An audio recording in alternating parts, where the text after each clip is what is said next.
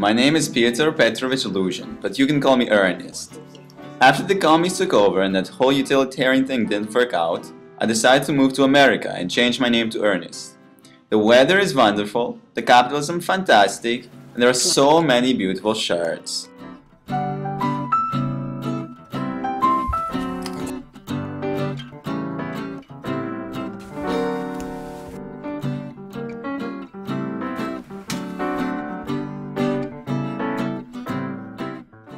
This is going to be fabulous!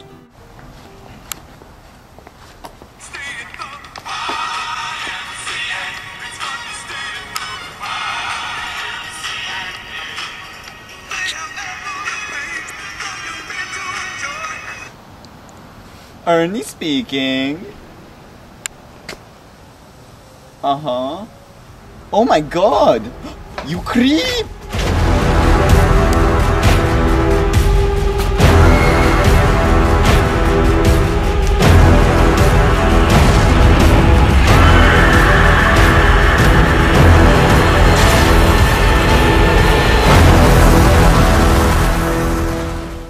That was weird!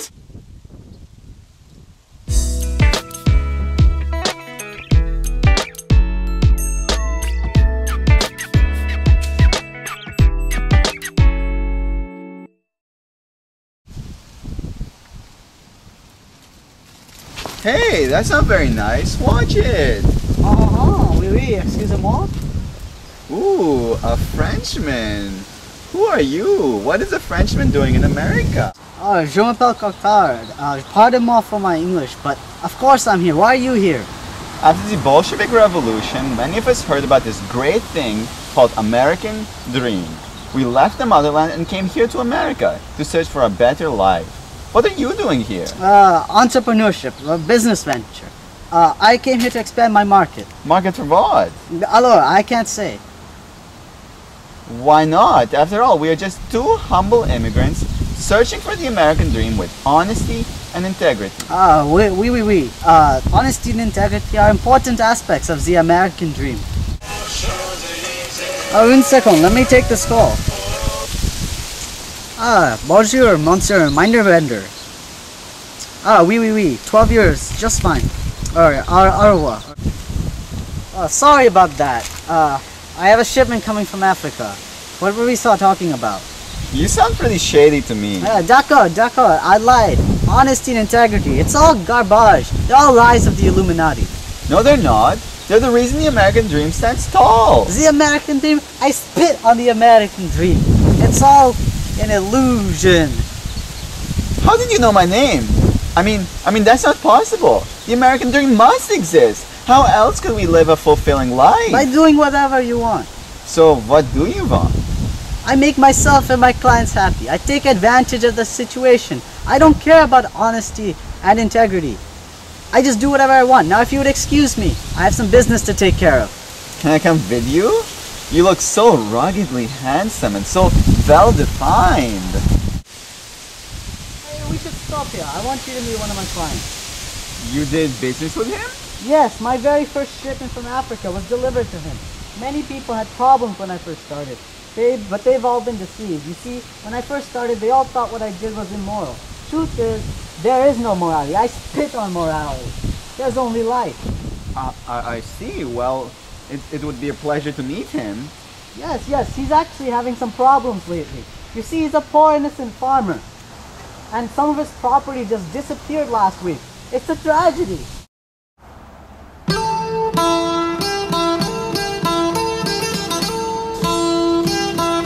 Good morning, Django! Good morning, Cottard. Can I help you? Who's your friend here?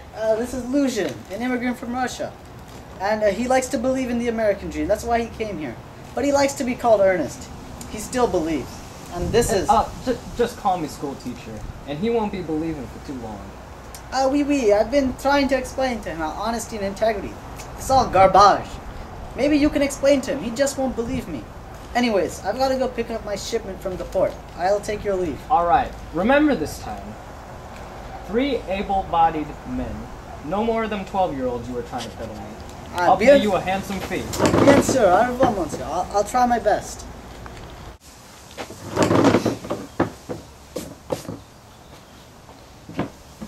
I don't get it.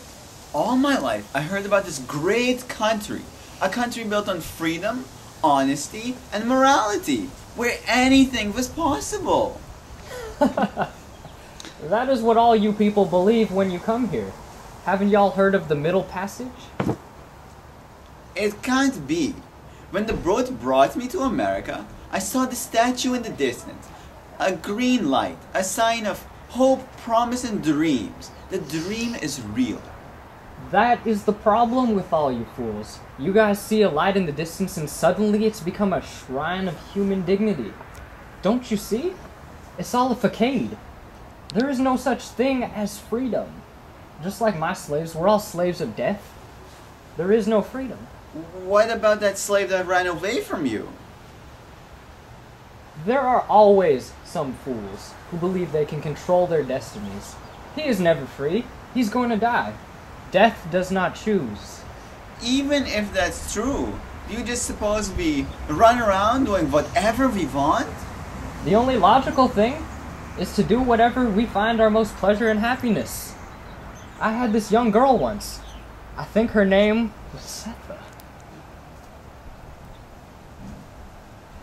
Some people thought what I did was wrong, but I didn't care. Even if it means being evil? There is no such thing as evil. You must learn.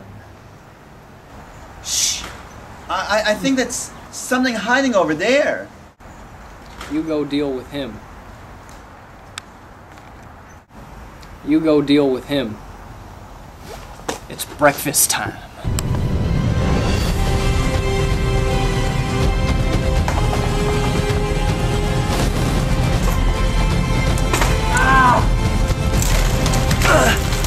Aye, a scratch. 'Tis not so deep as a well, nor so wide as a church door, but 'tis enough.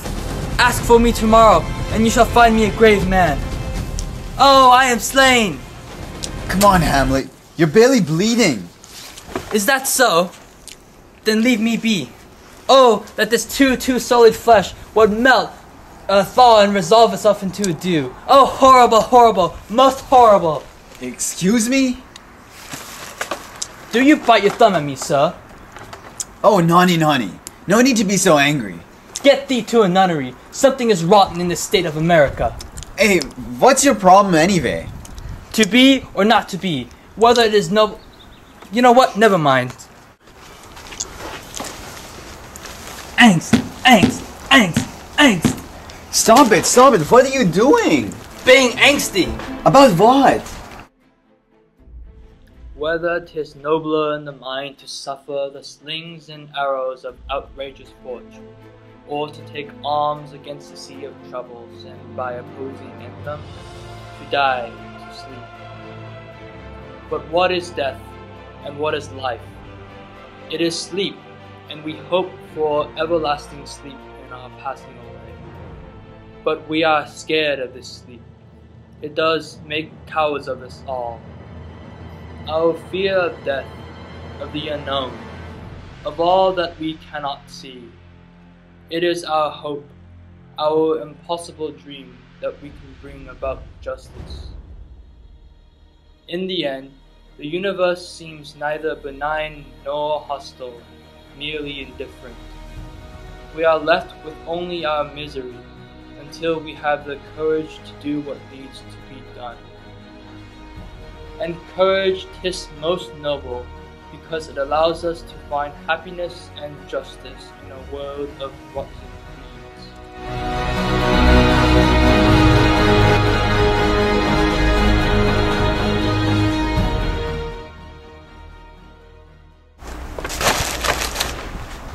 Do you mean to say that we have no purpose? We must only fend for ourselves?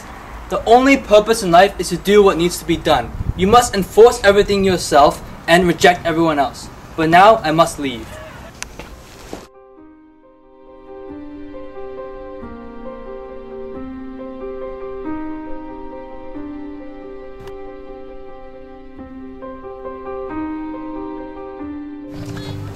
The man talks in riddles. But he has got me thinking, is this life really for ourselves and our own justice? Is no freedom or morality? Is the world really so indifferent, so uncaring? And why is everyone talking about death? It's really starting to creep me out. What's wrong? I'm cold. I'm cold. Here, take my scarf. I'm cold. I'm cold. Who are you? Where are you from? I'll help you. Cold. I'm cold. What happened?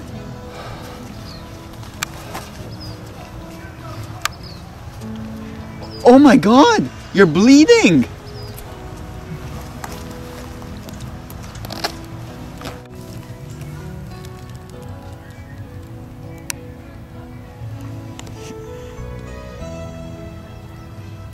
What happened? You know.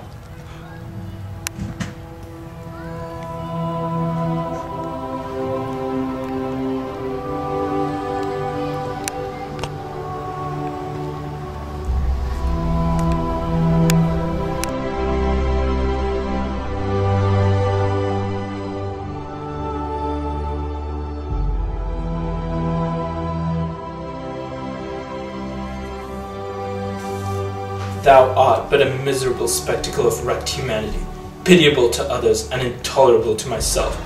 I murdered you to become closer to death, to understand it, so that one day I could perhaps escape it.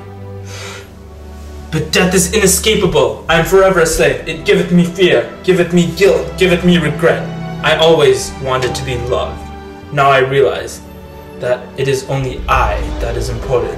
There is no right, there is no wrong, there is no truth. No justice, only death. O wretched fate, farewell illusion, thou wast my only friend. Nothing can we call our own but death, and that small model of the barren earth. 'Tis but the time and drawing days out that men stand upon. Death lies on him like an untimely frost, upon the sweetest flower of all the field. For in that sleep of death what dreams may come. Lucian believed in the green light, the orgastic future that year by year dissipates before us. It eludes us now, but that's no matter. Tomorrow we will beat our boats against the current, borne back ceaselessly to where we began, till one fine night, the green light, that singular beacon of hope will perish and give way to the darkness. Death will have his day.